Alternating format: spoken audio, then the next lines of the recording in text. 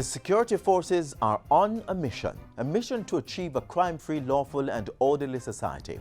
As part of those efforts, the Police High Command has launched the Get the Guns campaign.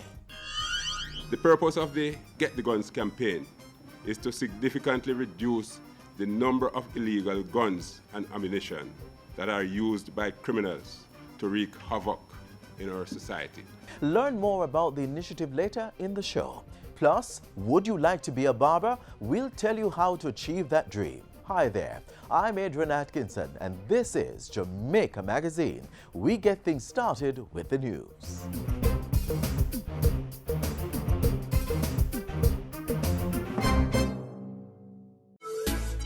Are you registered to vote? If not, don't miss your chance to get on the next voters list. The deadline for registration is Wednesday, September 30. Persons not registered by September 30 for the November voters list cannot be added before May 2016. To get registered, simply visit the EOJ constituency office nearest you. For more information, call us at 922-0425-9 or visit ecj.com.jm. Remember, voting is your right.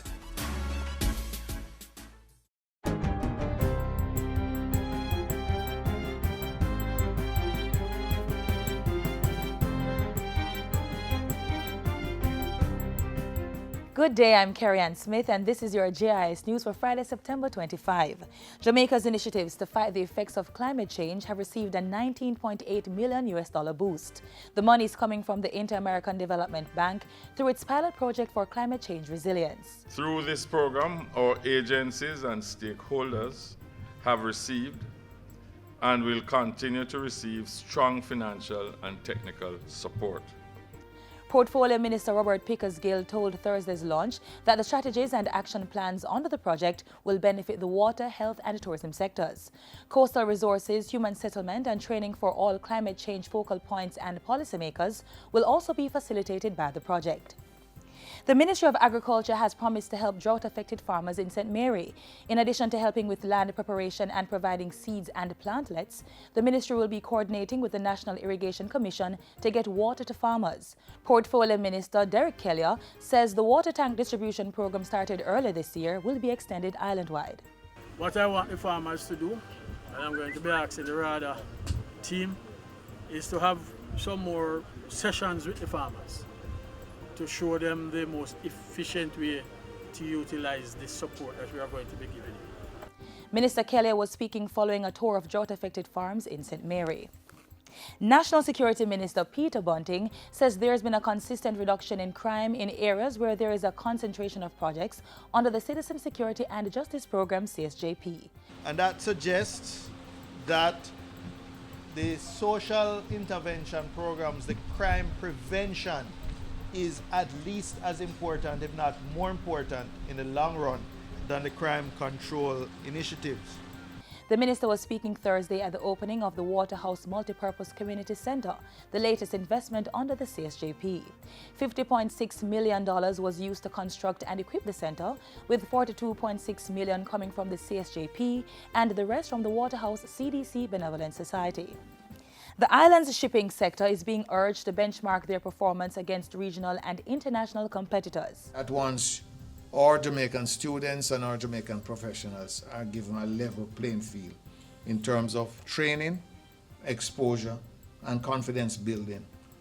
They are capable of matching the competence and productivity levels of their contemporaries worldwide. Transport Minister Dr. Omar Davies made the charge at Wednesday's start of a two-day academic conference put on by the Caribbean Maritime Institute. The inaugural conference was held under the theme Last Mile Logistics, Possibilities and Promise for the Caribbean. The Vauxhall High School in East Kingston is now off the shift system as government moves towards having all schools on a single shift. The school initially operated on 3 shifts. Speaking at a ceremony to mark the beginning of a full-day system at the school, Education Minister Reverend Ronald Thwaites said the new system will offer students an additional 1-hour class time each day. The removal of the shift system also makes it easier for school leaders to manage the institution, since it now has a single population rather than 2 populations. A new block which has been constructed to facilitate the full-day system was also opened. Vauxhall High is the first of 32 schools targeted to come off the shift system in this academic year. And finally, community-based tourism will be a major focal point in next week's observance of Tourism Awareness Week. Executive Director at the Tourism Enhancement Fund, Clyde Harrison, gave the details at a JIS think tank Wednesday. We intend to really grow that program significantly. I mean, we have done the orchards, we have done the grill. We are now looking at how to build out community tourism in a very aggressive way. Tourism Awareness Week is being observed from September 27 to October 3 under the theme 1 billion tourists, 1 billion opportunities. For more information, go to visitjamaica.com/WTD. And that's it for JIS News Today. I'm Carrie Ann Smith. Thanks for watching.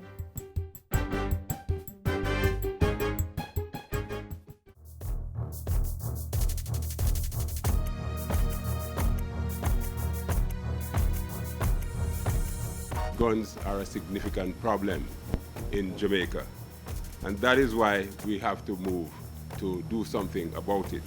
It is in this context that I am now launching a special initiative of the Jamaica Constabulary Force, the Get the Guns campaign. You, the public, can keep illegal guns out of your communities by using all means to inform the police as to how illegal guns are stored and moved within the communities. Download and use the Stay Alert app from the Google Play Store. Call 119-311-811 or the nearest police station. The government of Jamaica is serious about maintaining law and order in the society. Against that background, the police have been intensifying their efforts, doing all they can to rid the country of criminal elements. More on the crime-fighting strategies next.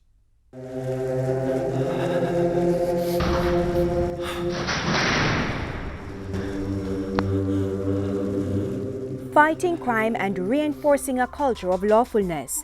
That's the main objective of the Jamaica Constabulary Force. To achieve this crime-free, lawful and orderly society, the High Command has embarked on a number of strategies, among them increasing the number of police personnel. 244 new recruits recently graduated from the Police Academy in Twickenham Park, St. Catherine. The National Security Minister urged the new cops to carry out their duties with enthusiasm, but warned them to remain professional. There are going to be many temptations out there as you are deployed. There are many who will try to corrupt you, but let me warn you, please don't risk your career and reputations. Beyond the encouragement to avoid corruption, the police hierarchy is making it harder for corrupt individuals to get into the force. All recruits now have to go through a more rigorous vetting process. We recruited some 330 recruits to join the police force. They are now in the training institution being trained. And we ensured that we implemented, even in the short period, much more stringent vetting arrangements for them. This includes polygraph testing. Whoever fails will go home. The police are also getting more equipment to help bolster their operations. 60 motorcycles valued at $58 million were recently deployed for operational purposes across the island. It was the largest purchase and deployment of motorbikes in many years. The St. Elizabeth Agro Enforcement Team also received a Toyota Hilux pickup to beef up the fight against predial larceny. The $4.9 million pickup was donated by BMR Jamaica Wind Limited. It's now assigned to the Malvern Police. And there's more to come. Through a partnership with the United States Bureau of International Narcotics and Law Enforcement Affairs INL, Jamaica should get about 4,000 non-lethal weapon kits. The INL has arranged for us to receive just about 260 body cameras for deployment across a number of units at Hunts Bay, Halfway Tree, Central Police Station and Ellison Road Police Stations. Guns are a significant problem in Jamaica, and that is why we have to move to do something about it. And so the JCF has launched the Get the Guns campaign to seize illegal guns and ammunition used by criminals. Our intention is to seize illegal guns well above the current annual rate of 600. We need this initiative to help to reduce gun violence in Jamaica. We will increase island-wide searches and seizure operations of particularly targeting illegal firearms. We will reduce the free movement of illegal guns through heightened presence and activities of police on our road network. We will provide incentives to police divisions and police stations and police officers even who have seized the largest numbers of illegal firearms. We will introduce coastal watches, similar to neighborhood watch programs that you're all familiar with, for the towns and communities along the seacoast.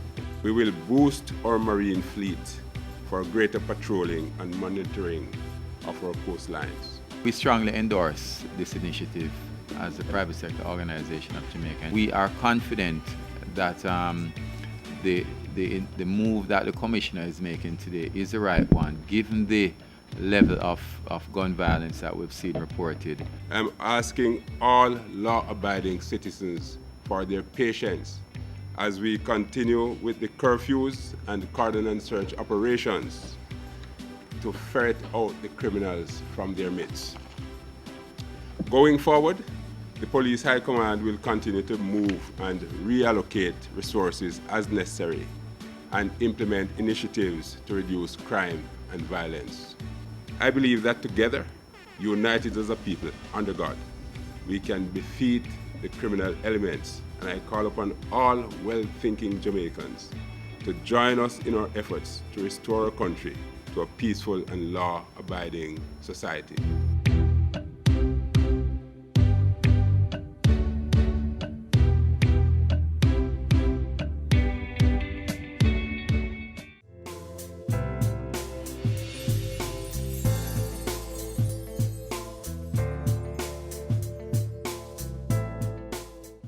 Hola, me llamo Taje. Let's have fun at school this year. 1, 2, buckle my shoe. 3, 4, shut the door. And let's learn new words like building. B-U-I-L-D-I-N-G.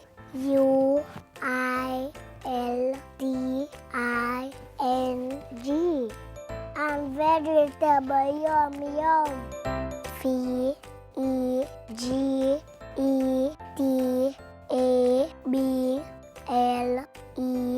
Adios, amigos. The Eat What We Grow, Grow What We Eat campaign continues to gain momentum in the nation's schools. Through the Science and Environmental Club at Waterford High, many farmers and young innovators are using newspaper and plastic bottles to grow plants. It's a very good training ground. Watch this.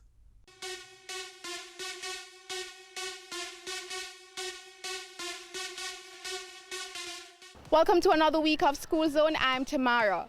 Growing plants without using soil, is that even possible? Well, on today's program, find out how the Waterford High School Science and Environmental Club is making all this possible. Let me tell you about hydroponics. It started in Waterford High, when littering, yes, it reached the sky. So we recycle plastic bottle and paper for make we farming a bit greater. But wait, it not done. When we recycle, yes, we have fun. Gather with tools and equipment, link up everybody, principal, classmates, staff and friend. That's why me say, give me water and give me paper. Pass the bucket, cause we turn farmer. And put in the seed with the fertilizer. Make sure it's clean, we don't want to dirt ya. Hydroponics, that are the mix. Dash with the soil, it is a quick fix. No land space, but agriculture. We have The community of Waterford is sometimes viewed as a troubled inner city area. Yet the sheer creativity of the Waterford High School students is a wonderful example of blooming where you're planted. Their award-winning hydroponics farm captured the eyes of School Zone. So how did this project get started? Littering was a major problem at Waterford High School. We started to recycle plastic bottles and the papers as one of our major projects. Now, as an entry to the UDC competition, we started to do hydroponic farming. This was introduced to me by my brother Danian Hilton, and he told me that this is a great way to get children involved in recycling. So the project is called Urban Hydroponic Farming using recycled plastic bottles and papers. Talk about turning trash to treasure. But how does hydroponics really work? Hydroponics is the use of growing plants without the use of soil. What we do, we use water and nutrients. At Waterford High School, as a framework, we use plastic bottles and paper. We use the papers because it holds the water. When we add the nutrients, it holds the water. The students of the Science and Environmental Club who operate the project were in high spirits when School Zone visited, sharing with us how the project has benefited them and is helping them to be more environmentally aware. I feel very enthused about my club having this project because we have contributed a lot to our school. Well, the canteen at our school can get scraps from it to use to cook food for us at Waterford High School. And it reduces the pollution of plastic bottles in our environment. I feel great about it. It's so fun. Why is it so fun? Because we get to plant and I love plants. It is very interesting, and it is ozone friendly because you can use a plastic bottle in variety of different ways to conserve the environment from being polluted by plastic bottles. Hydroponic.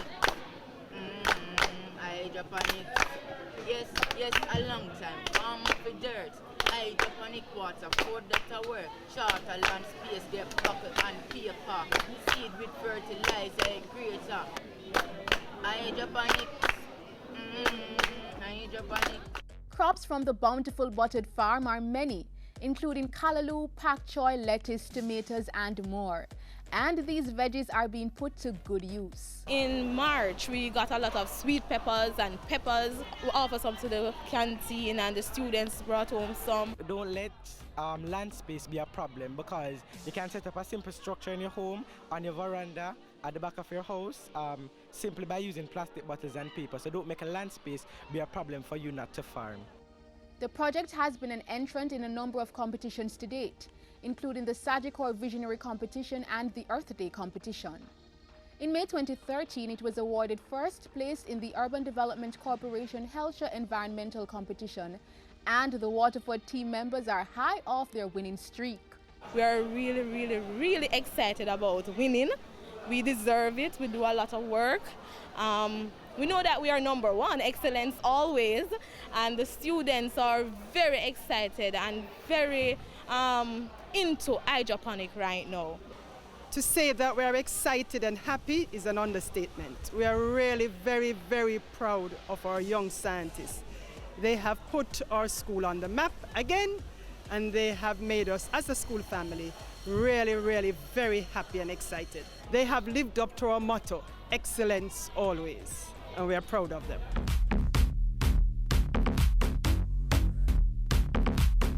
Great work being done by the Waterford High School Science and Environmental Club. Their hydroponics farm, which is definitely impacting the environment in a very positive way. For School Zone, I'm Tamara McHale.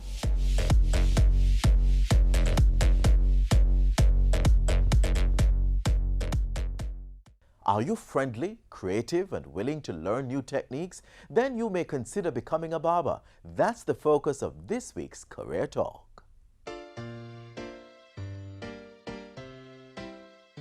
Remember that? Keisha really did a good job, but not even her skilled hands could coif a style that keeps for so long. And really, who would want that? Our hair is one of those things that allow us to change our look, expressing our personality, our moods and desires. But it's not just about the ladies. Male hair care is just as important and an equally viable career option for men or women. I'm Kerry. Welcome to Career Talk.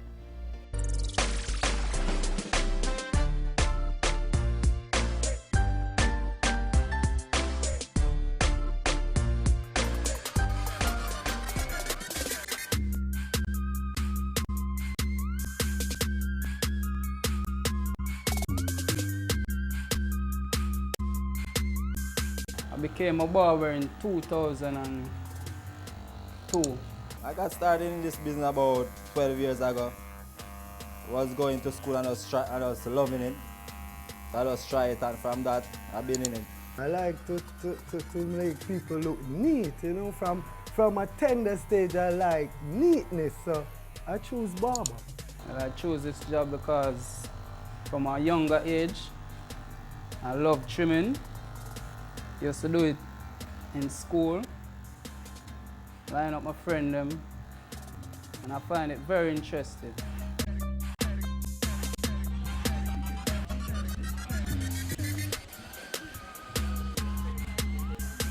Barbering is one of the oldest professions in the world, with archaeological evidence of the practice even among prehistoric people. Over the centuries, the profession's popularity has steadily grown, and its skilled practitioners can command meaningful earnings for cutting, trimming, shaping, and tapering men's hair. We cut women's hair as well, and cut it very well too. Yeah, you know, ladies gonna be different. You know, basically, ladies, when they want something done to them hair, they really want it that way. There's not really a problem still, we just do it exactly like how they want it. You have to make people know what you do, and you have to leave a trademark. Yes, you can make a great living if you're serious with it, if you love it, if you really want it. First step is to get training, and that's not limited to the classroom. Many barbers will tell you that they learned the trade on the shop floor, mentored by a senior barber. One day I was at this very same building sitting down, not doing anything. And somebody said, fifth there, some barber shop need a barber, and them say I should come and check it out. Not knowing I could be here right now, being a professional barber like I am right now. If you don't have a skill like that, it's best to go to the school so you can know how to do it. But sometimes it's just like a gift. Completing an approved training program in a certified beauty or barber school can only be a bonus, especially if you're looking to ply your trade in different countries where you wouldn't have had time to build a reputation. Speaking of which, I really tip you overseas, that basically is the main difference. They might give you a tip, but down here you don't really get a tip like that. Barber license, that is required, it's basically the same thing.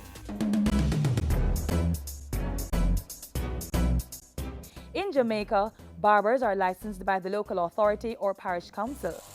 You'll need a health certificate issued by the medical officer, 2 attested photographs, a certified copy of the relevant certificate or diploma granted by a professional training institution, and the relevant fee. Submit your documents, and if all checks out, your license will follow. The barber that is the top barber go and get his license. There, you have to go through a process of studying about germs and all the things that can transfer of disease and all the things that can happen through barbering. Know how when to wash your hand after a customer.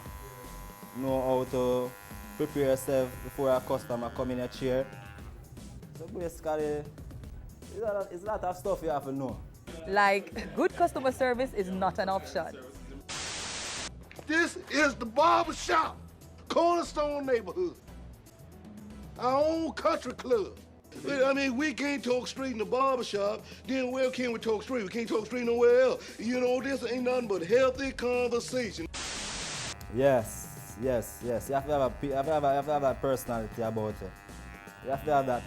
But sometimes somebody come to you and just talk, and you have to have that thing. Sometimes you're not in the talking mood, you know, but he's a customer, so you have to just give him that vibes and reason with him. So barber shop is really like a reason spot just like that also. The best thing about my job is to please the customer. Give the customer what they want. So maybe a customer call in your bed 8 o'clock, so you have a flight. So you don't know, he's a customer, so you have to jump out and go get him, deal with him, can go get him business start out. The barber that is on top of his game have a lot of customers. Customers from all over. Customers from foreign, customers from country, customers all over. You know, the man always have to groom the hair. Some groom it for women, some groom it for interviews. And like this expensive man in my chair.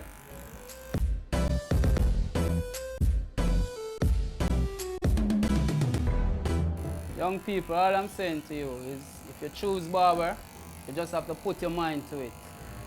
Whatever you're doing, from you put your mind to it, well, it can be successful. Our career news today is this. There is now improved support for you to market your skills and find the best job available. That's because the Ministry of Labour and Social Security has upgraded its electronic labour exchange ELE to ultimately create a national employment portal. And this involved the development of a modern, user-friendly website and the expansion and upgrading of a wide range of employment services, all delivered in a modern, well-equipped and customer-friendly environment. The entire office has been renovated and equipment such as computers, new furniture, printers, tablets, modern equipment have been procured, all with the aim of enhancing the service delivery in the ELE. The aim is to assist in preparing candidates so that they can be job ready and at the same time assist employers to find suitable candidates easily. Employers can post job openings and search for matching candidates at any given time. Job seekers, for their part, can upload their resumes and actually apply for jobs online. As well as general information on, how to build your career, resume writing skills, interview skills, job search techniques, information on how to access business loans, how to access scholarships. The services offered by these devices are absolutely free of cost to the users, and job seekers and employers can access them via the internet, the telephone, or by simply visiting any of the ministry's offices island-wide. Question: if I asked persons you work with, would they say you are professional? No, I'm not talking about your paid occupation. What I'm getting at is professionalism, your conduct at work. You see, the thing is, skills are all good and well. I mean, if a barber can't trim, well, you know the rest. But equally, if he doesn't do the job with the right attitude, well, he may very well find himself skilled, but out of a job. Professionals are punctual. They don't show up late for work, assignments, or meetings, because it would suggest that they don't care or value other people's time. And that's it for GIS News today. I'm Tamara McHale. Thank you for watching. Swearing, cursing, or cussing has no place at work. Using curse words make it seem as if your vocabulary is limited. It also says you have very little respect for those around you. And the same is true for gossiping. This can only lead to arguments and distrust in the office. Just don't do it. If you make a mistake, own up to it and do your best to correct it, but don't blame others for your errors. When you have disagreements with your co-workers, yes, it happens. Don't let yourself lose control, right, Carrie? No name calling, shaming, slamming of doors, or physical attacks. Also, don't lie. That never makes anyone look good. Oh, and that also goes for lying on your resume and about being sick when you aren't. A true professional is willing to help his or her co-worker when that person has too much to do or simply doesn't know how to complete a particular task. Don't be afraid to share your knowledge, skills, or even an extra pair of hands. Remember, one person's success reflects on the entire business. The reverse is also true. Here's another truth. The absence of professionalism is usually more obvious than its presence. What do you think people are or aren't noticing about you?